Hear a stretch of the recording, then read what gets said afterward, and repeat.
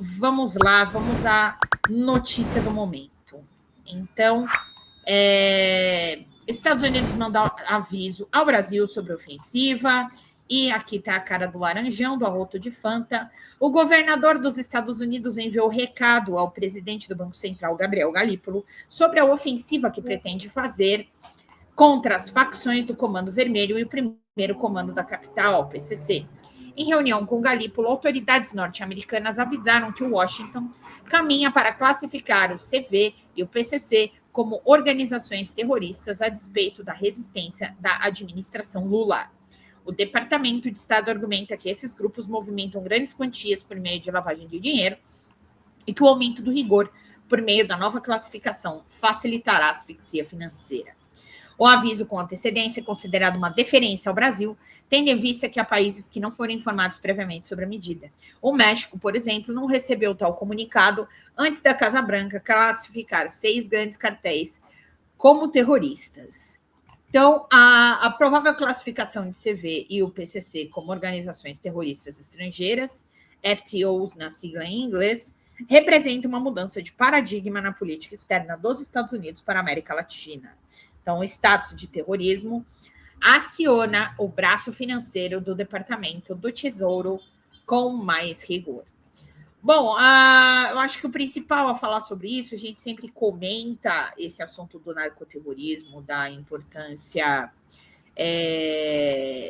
que deve se dar esse tipo de classificação, porque diante daquilo que aconteceu na Venezuela, deixa eu só arrumar minha tela aqui, diante do que aconteceu na Venezuela, nós percebemos que, na verdade, o narcoterrorismo, essa desculpa nada mais é do que uma ingerência às nações e contra as soberanias dos estados, a não intervenção aos estados, né? Determinado lá pela OEA. Mas a questão dos Estados Unidos, justamente, é um momento delicado. Eu acho que todos ficam impressionados com a capacidade de perturbação do Trump nas nações, porque com uma guerra acontecendo extremamente importante ali no Estreito de Hormuz, ele já teve tempo e os seus secretários já estão aí fazendo algumas ameaças com relação ao Brasil, essas ameaças que a gente já teve. O que acontece? É porque é tão perigoso essas tentativas de tentar colocar estampilha do narcoterrorismo no Brasil. Justamente a partir do momento que os Estados Unidos considera uma das organizações que atuam aqui no país como narcoterrorista, isso dá uma autonomia para que eles combatam esses grupos, e isso acaba gerando aí um impacto na nossa soberania. Então, eles vão influenciar, vir com uma influência no nosso país, devido a essa situação, em que a gente sabe que é uma situação não real, é algo extremamente maquiado. A gente lembra da história do Cartel de los Soles, na Venezuela, que foi colocado ali de uma forma que era uma gíria, como que eu vou dizer, uma colocação para falar sobre o narcoterrorismo na Venezuela, e envolvendo ali como se o Maduro e ali alguns dos seus aliados estivessem envolvidos com o narcoterrorismo. Então, os Estados Unidos utilizou-se disso para fazer o que fez na Venezuela, e agora todo mundo sabe que a grande realidade é que era por causa do petróleo, e Maduro continua lá detido e tudo mais. Então, esse é o grande perigo. O Brasil fez aí um acordo, inclusive, na Espanha, de tecnologia. O Brasil está bastante, nesse momento pré-eleitoral, engajado em fazer acordos para tentar aí um início, né, de seguridade à soberania digital, que é algo extremamente complicado no caso das Big Techs. Teve um dos nossos domingos aqui, que eu trouxe o Rei Aragon, ele explicou isso brilhantemente, que é objeto de estudo dele, com relação a que as Big Techs dominam até os Estados Unidos. Então, é como se o mundo tivesse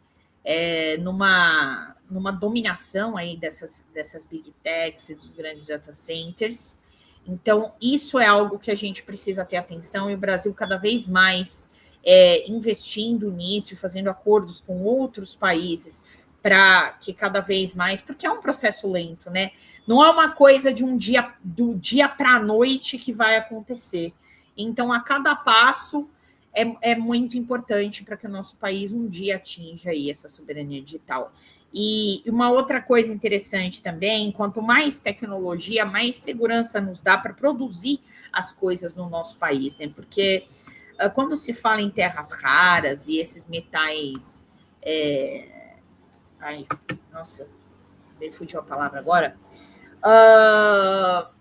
Muitas vezes fala-se na exportação da matéria-prima, então, que são, né, esses minérios raros aí também.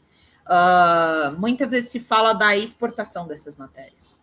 E, na verdade, o que a gente precisa também é investimento no nosso país para que essa tecnologia seja utilizada aqui, então que os produtos sejam fabricados aqui, entendeu? Eu lembro que até teve uma live também que foi com a Yara Jamal, que nós comentamos sobre a China, foi há tanto tempo assim utilizada ali como fábrica, como mão de obra para produtos com tecnologia americana, né, estadunidense, que no final das contas eles acabaram com o tempo importando a tecnologia, né, pelo fato de ter ali a produção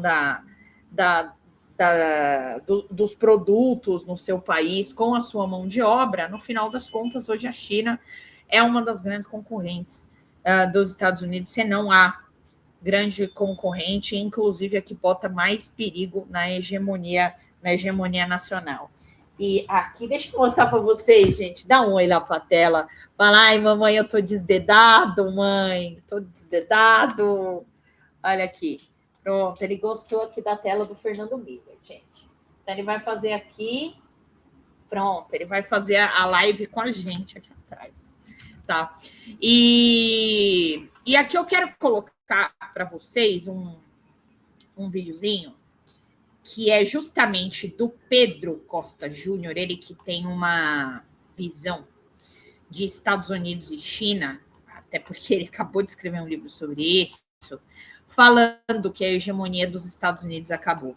Eu acho que isso na guerra ficou muito visível. Claro que a gente sabe que o Trump ele usa muito dessas bravatas para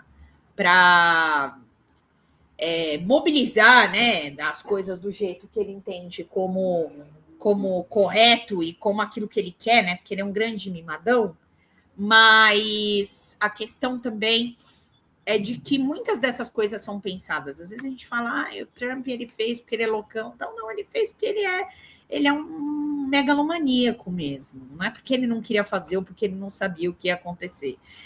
Às vezes eu também sinto um pouco do vai que do Trump. Não sei, sabe? Eu vou fazer isso aqui.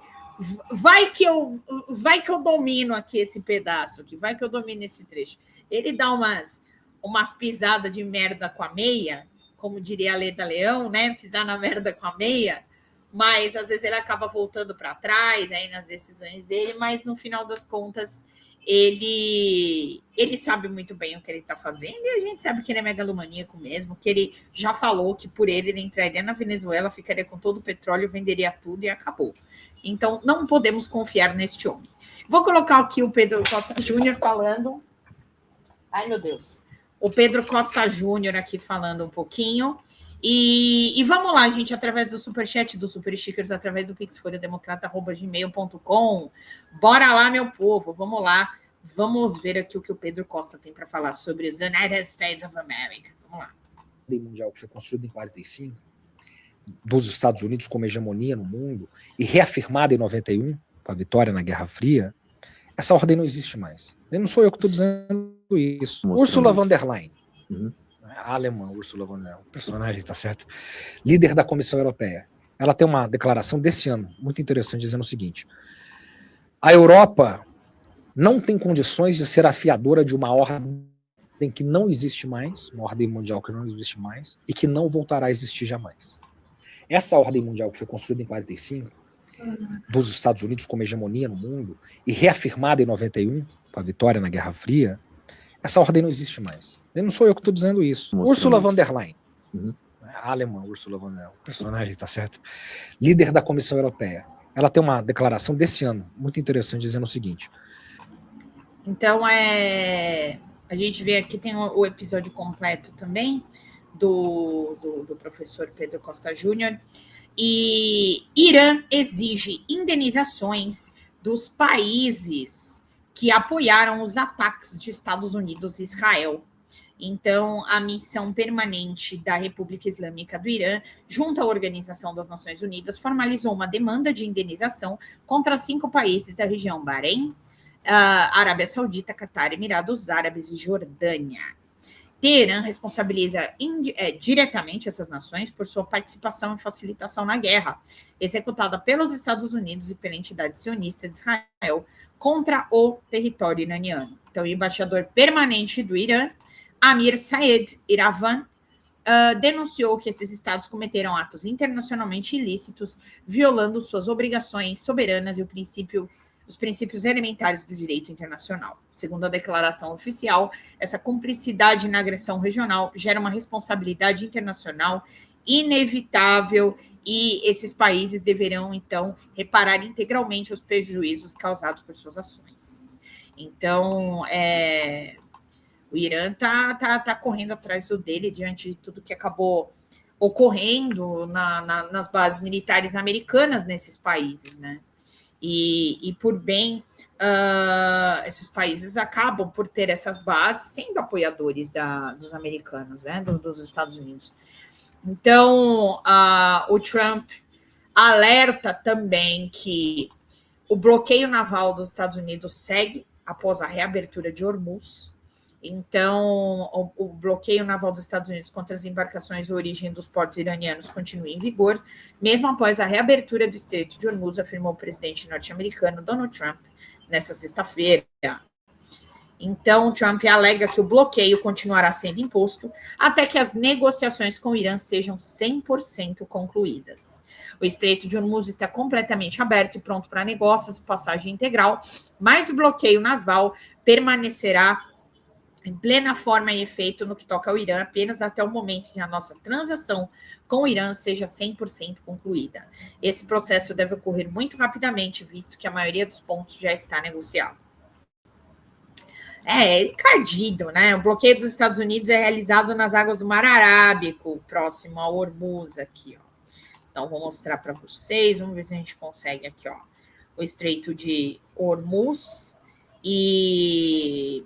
Aqui é o Golfo de Omã, aqui o Golfo Pérsico. Então, e a gente tem o Mar Arábico aqui, nessa região. É que não está dando para ver com o meu mouse. Eu estou circulando aqui, mas eu vou até colocar o Mar Arábico para a gente ver onde fica. Vou colocar aqui para vocês no mapa, para a gente saber o que está acontecendo. Vamos lá. Vou colocar no Google mesmo, tá, gente? No santo Google.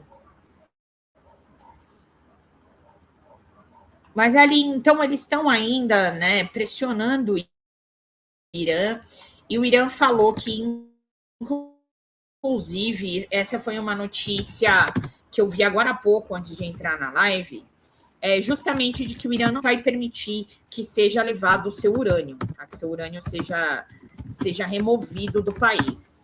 Então, eu vou até encontrar aqui para vocês, para a gente comentar. Deixa eu ver aqui. Que foi justamente a emoção do Irã, eles falaram, né? Porque que eles não iriam mais fazer um enriquecimento, que essa teria sido uma das condições lá para que os Estados Unidos, então, negociasse com o Irã, mas o Irã já falou que não irá permitir que o urânio seja removido do país, tá? Pelos Estados Unidos. Fala, galera da Folha TV, não se esquece de se inscrever aqui no nosso canal para assistir programas como Folha Notícias Manhã, Folha Notícias Noite, o nosso Folha Entrevista e o nosso Barzinho das Meninas. Muitas coisas bacanas a gente acompanha por aqui e a gente precisa muito, muito do apoio de vocês para nosso trabalho jornalístico, investigativo, de curadoria de conteúdo, com vocês ajudando no nosso Pix, folhademocrata@gmail.com, ou mandando superchats, valeu demais, e os recursos financeiros, tornando-se membro do nosso canal, no nosso curso de jornalismo básico, para você ficar muito bem informado a respeito de tudo. Queridos e queridas, muito obrigado pela presença de todos vocês. Vida longa e próspera. Cuidem-se, cuidem dos seus, e não esquece de se inscrever aqui na Folha TV. Até mais!